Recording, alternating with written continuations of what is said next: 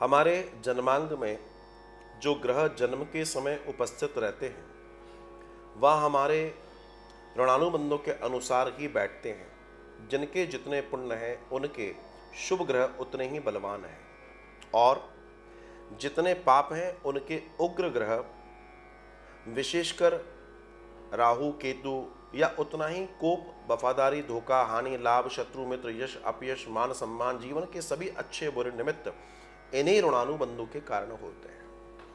ऋणानुबंध के बारे में पहले कई बार आपसे मैं चर्चा कर चुका हूं और ये ऋणानुबंध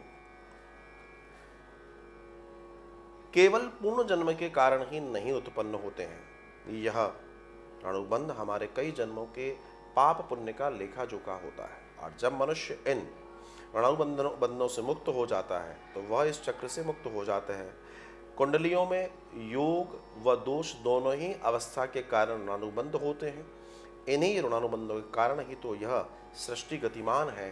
ये सब टोटल गिव एंड टेक है एंड डेफिनेटली ये 100% गिव एंड टेक है।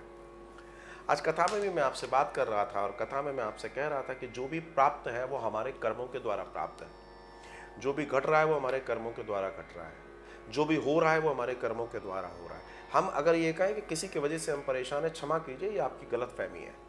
आप किसी की वजह से परेशान नहीं है, वो सिर्फ बहाना है क्योंकि आपके साथ घटना घटनी है, आपको वापसी मिलनी है किसी चीज़ की, किसी के माध्यम से मिलेगी।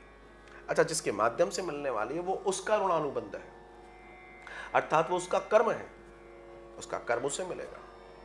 और इस पूरे दर्शन को जानना समझना प्रत्येक व्यक्ति के लिए अत्यंत अत्यंत आवश्यक है।